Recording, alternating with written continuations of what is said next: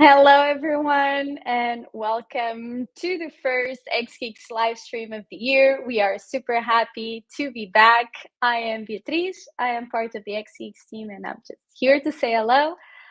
For those of you who have not heard about xgeeks before, xgeeks specializes in e-commerce and cloud native, and we I'm sorry. Specializes in e-commerce and cloud native. Sorry, I got lost. And we give businesses an edge in innovative and digital business. We have two verticals at xgeeks, one that focuses on e-commerce and another one on cloud native.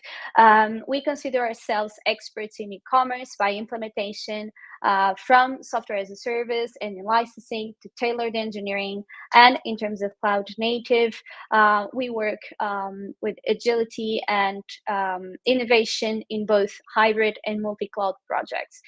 We believe to represent something, the perfect balance, let's say it like this, the perfect balance between product and project. If you are curious about xgeeks, don't forget to check out our social media and our website.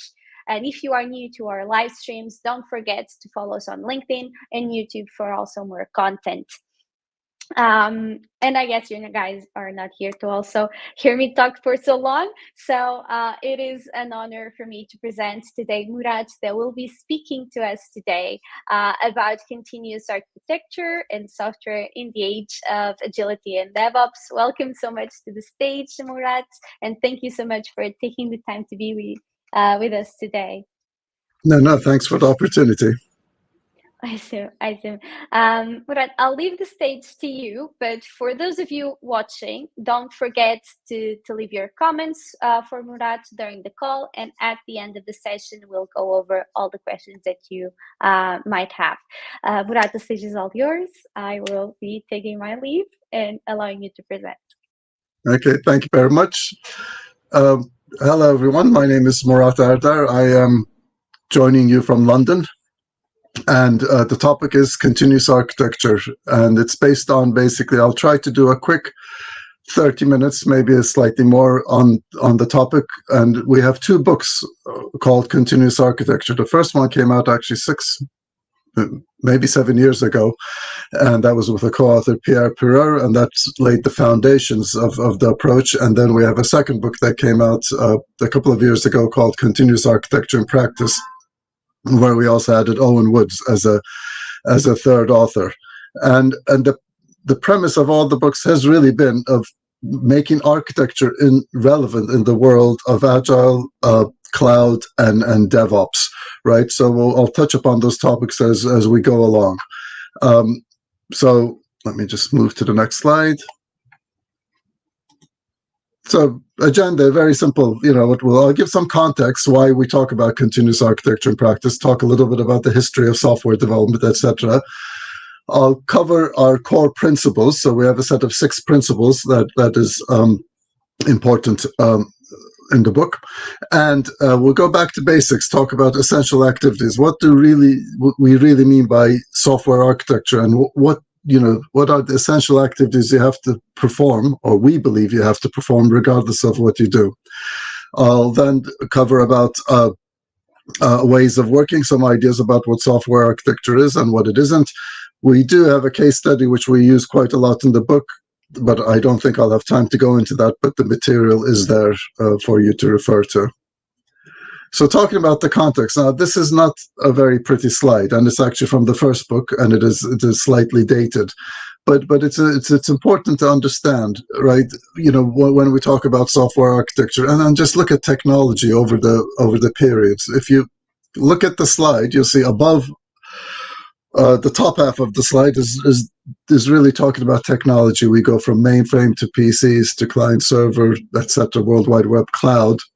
I guess if we were to update this, we might, what's the next phase? I don't know. There's a lot of talk on AI these days, so we could maybe say the next phase is AI, but the next big fundamental change in software development coming along the pipe, it looks like it's AI at the moment, but we'll see in a few years. But what's also interesting is connecting that to the bottom part is the development approach and how we approach architecture, right? Because that has evolved together with the technology evolving, and it's just important to think about that.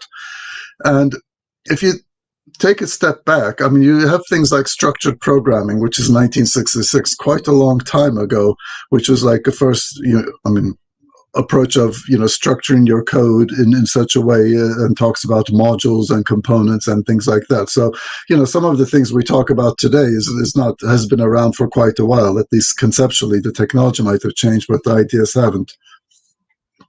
Going on like into the 80s, there's the OSI model, which is a 7-layer model, which is incredibly powerful model, and layered architectures are a very strong concept. And if anyone is talked to any network engineers or people that deal with networks, they refer to the OSI model, still today. It's the foundations. Are you talking about the data layer, the transport layer, the application layer? So it's an incredibly strong concept that has really laid the foundations of how networks operate, has segregated responsibilities, and kind of enabled today's world. So that's quite a powerful concept.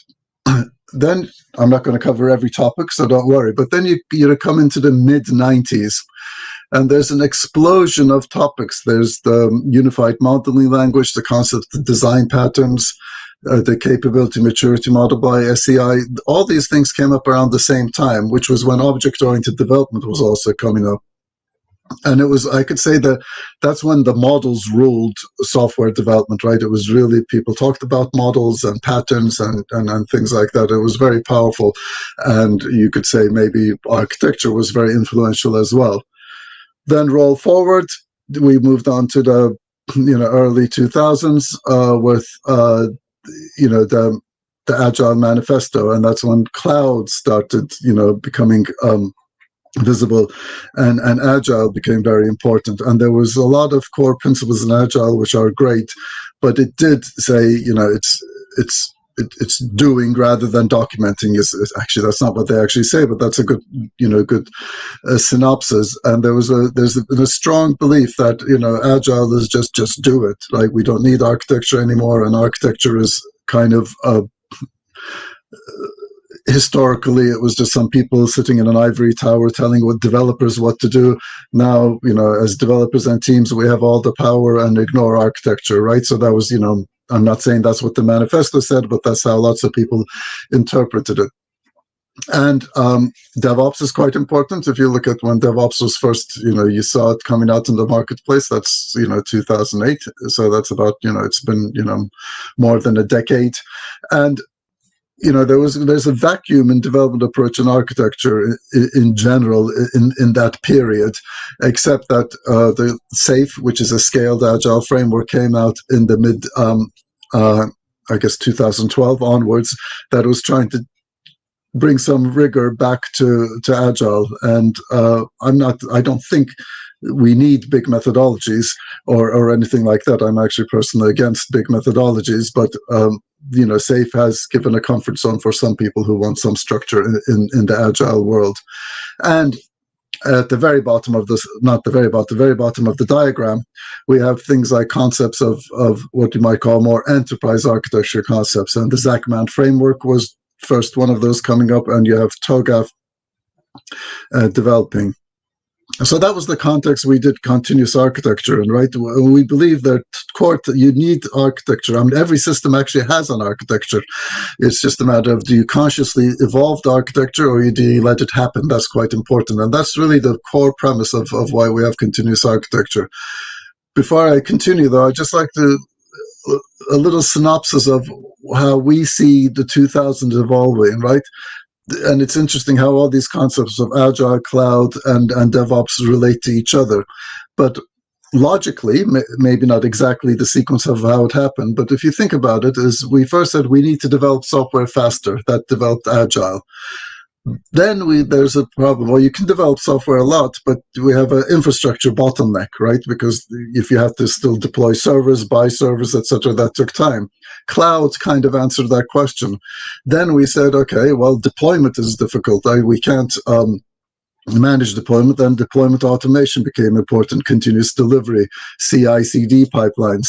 And then it became, we suddenly realized, wait a second, teams can't manage the change, and DevOps is an answer to that. So all these things are basically trying to develop software at a high quality, but at a much more rapid pace.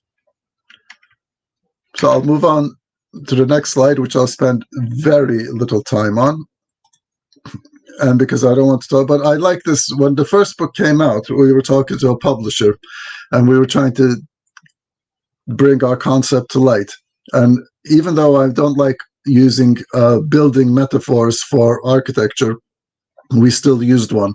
And we said, if you need to build a cathedral, if you ask an enterprise architect or a more traditional architect, they'll say, where's the 5-year plan? If you ask a more agilista, they'll say, well, where's the shovel, right? And what we're really trying to do is bridge that gap and make sure that we do have an architecture to what we're evolving, but also operate in an agile manner. And there's some buzzwords around that side, but we don't have to go into that. So we have 6 core principles that we believe. So if you apply these principles, we believe you can evolve software architecture continuously, right? And we're all about, you don't design architecture once, you evolve it, right? That's the whole topic. There's, we're not the only book that talks about that. There's evolutionary architectures and other approaches. And we came up with these principles. It's now been 7 years, and I have to say we're quite proud that they have stood, the test of time. But I'll quickly go through them. So the first one is architect products, not just solutions for projects. Now, for those of you that work maybe in software shops, that seems natural. Well, we do have software products. That's our whole life. But particularly if you look at large enterprises, that's not always the case. There have been lots of solutions built to address a particular problem. Like I work in the banking industry, like you have lots of regulatory pressure. So when a certain regulation came around, people got budget and they just built solutions to solve that, address that regulatory issue. How did it fit in terms of a long sustainable software product? Was not really thought about that much. So that's kind of an example. So you really have to have the product management mindset is quite important. And I'll talk a little bit more about that slightly later.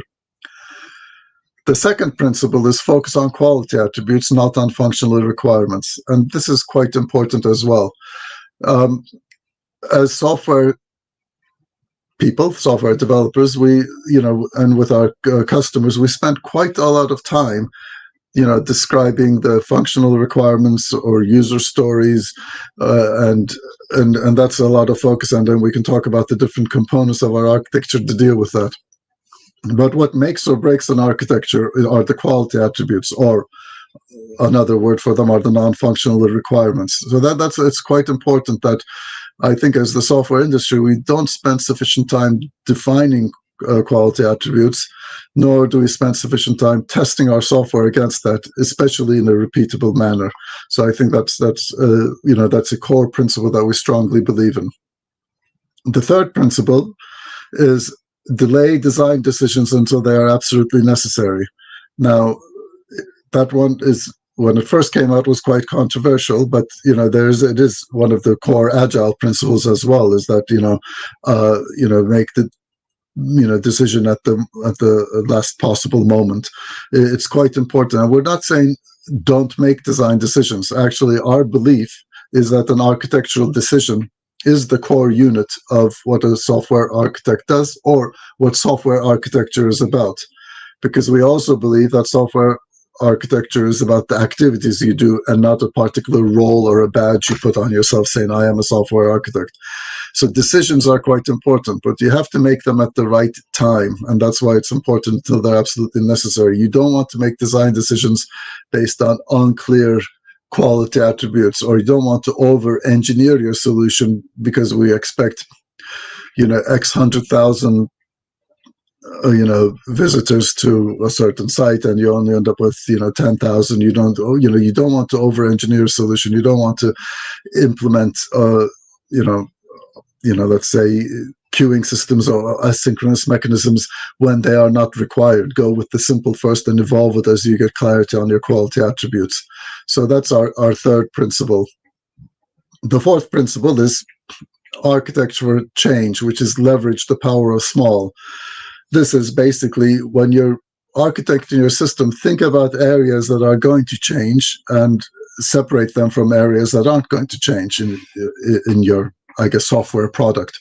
And it's quite important. It's, obviously microservices is become an incredibly powerful word, but small doesn't have to mean minuscule. I think the most important thing is you want to make sure that you are compartmentalizing change, and where elements of your architecture would change and elements where it won't change, and you're trying to separate them or make sure that places that you anticipate change to happen in a similar time frame. So that was the fourth principle. You might call it the microservices principle. Principle number 5 is the most relevant one, I think, for DevOps, and it really is about you should architect not only the end product. So historically, when you architected a system, you would just draw some diagrams and you might have make some decisions, and you would always think about what's in production. You wouldn't really think about architecting the deployment pipelines or architecting a solution that can be deployed in an easy manner or tested in an easy manner. So what this principle is saying, architecture scope is not just what's in production, but it's how you actually deploy it, how you test it, how you build it, and most importantly, how you operate it. Or not most, as importantly is how you operate it, because observability is quite important as well. So that's principle number 5. And our last principle is really focuses on what might be the Conway's law. And what Conway's law says, for those that don't know it, is that any system, and when Conway wrote it, it was in the 1960s, it was actually a paper, and he was talking about the architecture of just, it doesn't have to be software systems, but just any system. But they said the architecture of a system reflects the communication mechanisms in that organization. So if and they have tested this out, if you build a system with 10, let's say you want to build, they actually did this with a compiler, and there was an example, they split it, one group into 2 teams and another group into 3 teams, and obviously one compiler had 2 components, the second compiler had 3 components. So it's very important that your organizational structure impacts your software, and it's to be cognizant of that. And you can apply this at the macro scale and the micro scale. At the micro scale, it's all about cross-functional teams, right? Going back to principle 1. If you have a software product, you want to make sure you have a cross-functional team that includes the testers, the developers, the people dealing with business requirements or database monitoring, or dread I say architects. You're all part of the same team. They're not separate people, dipping and dipping out of the solution. At the macro scale, it's quite important to understand what organizational structure exists in your enterprise, and be cognizant of that, and be aware that those do impact certain architectural decisions that the enterprise makes it. So it's quite interesting exercise to think through that. So those are our 6 principles. And when we came up with them, everyone said, that's great. They're nice things. They're nice words. But what does it mean? If I'm on the ground as working on a software product, these are kind of helpful, but what do I really need to do?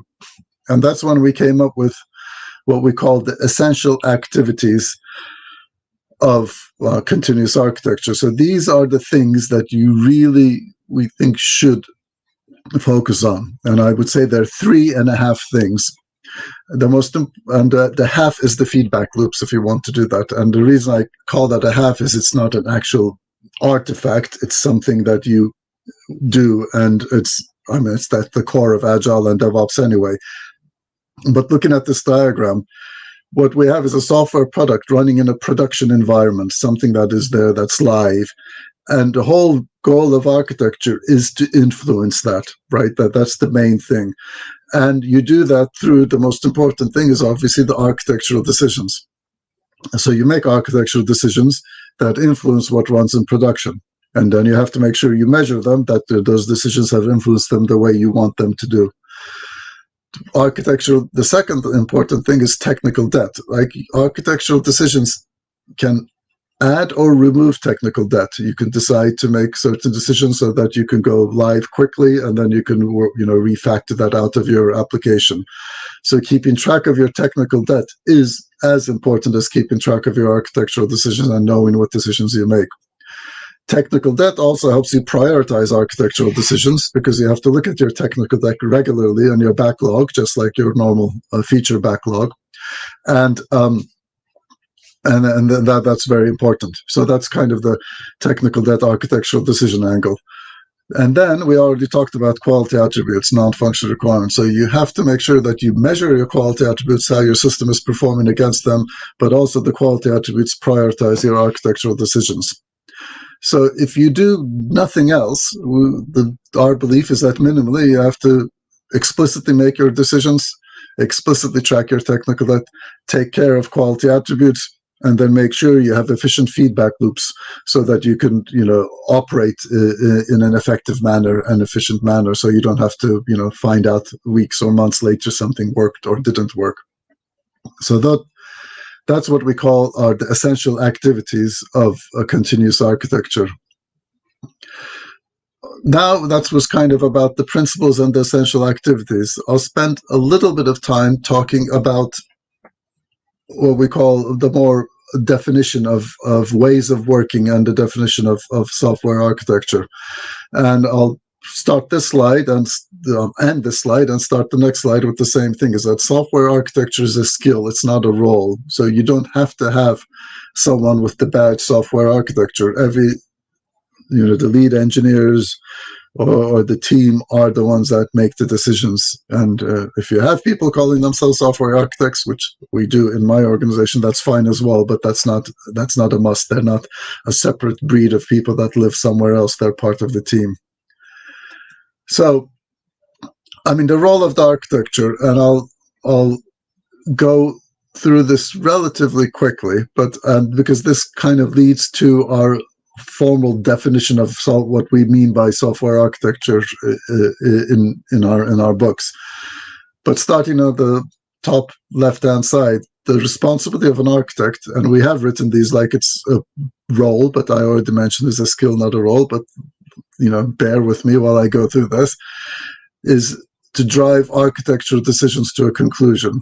Right, and it's important to say you're driving architectural decisions to a conclusion. It's not making them, right? I believe it's a collective effort of making architectural decisions. That's important. It's not one person's role.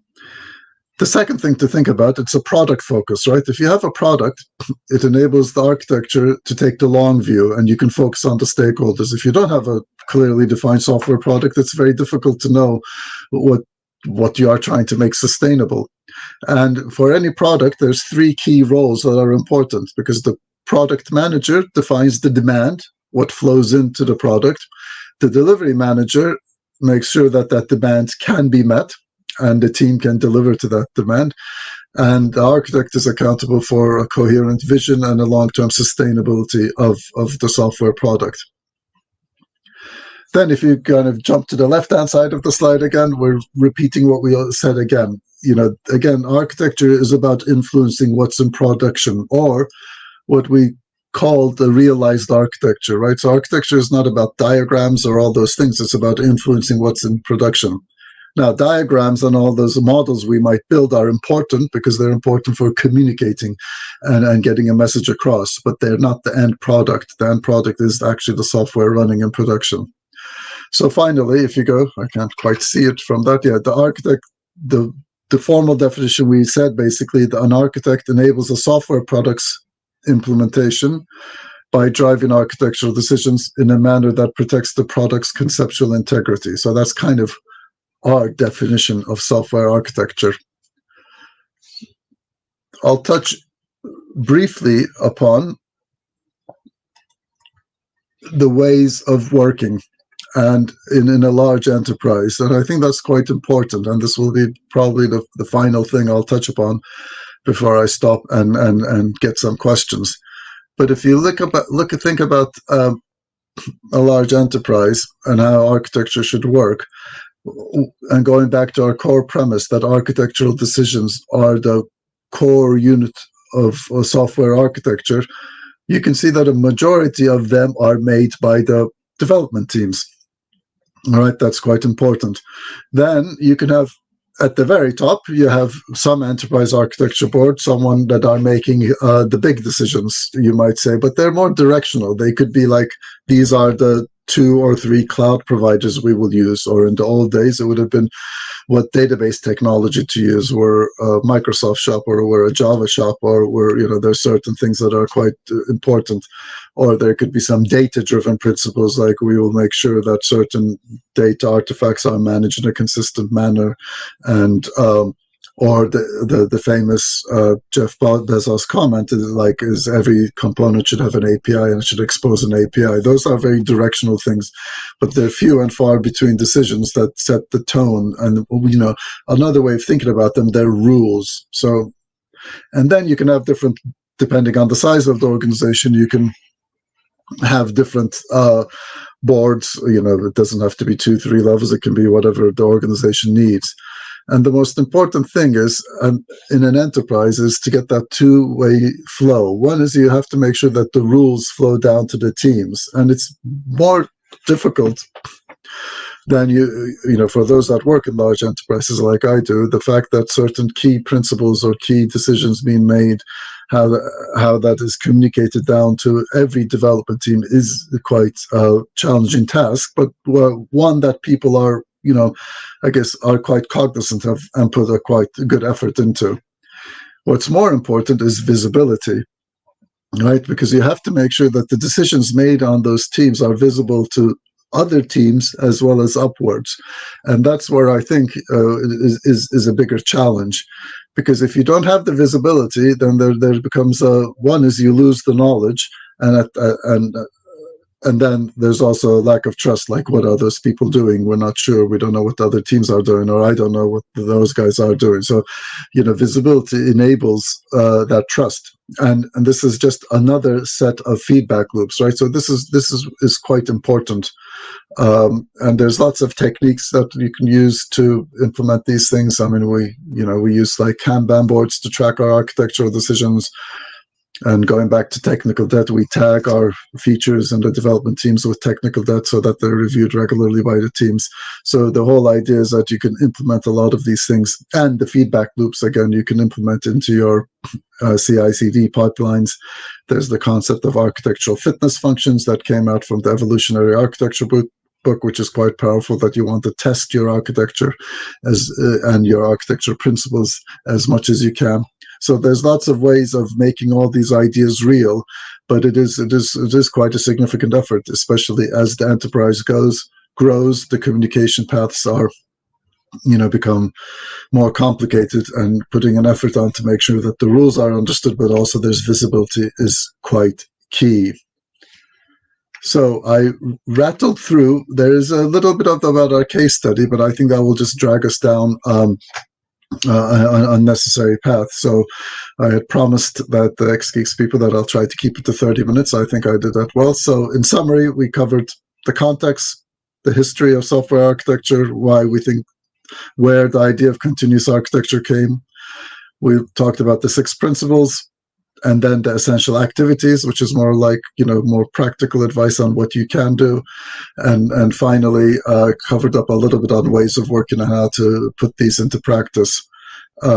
In our book, Continuous Architecture in Practice, we do then go through a case study, which is a trade finance case study, and document the key architectural decisions you would make to build that application. And then we talk a lot about the quality attributes around, reliability, resilience,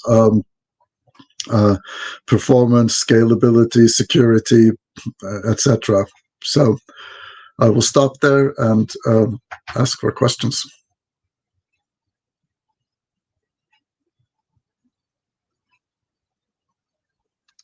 I was muted. Happens in the remote world. Does anyone have any questions for Murat? Let's just wait a little bit due to some slow or at least some time differences between our conversation and the broadcast. If we don't have any questions, well, if we don't have any questions, we truly want to thank you, Murad, for taking the time to be here today with us.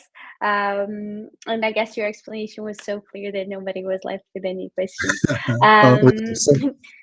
I'm pretty sure people can, of course, reach out to you in your different channels also.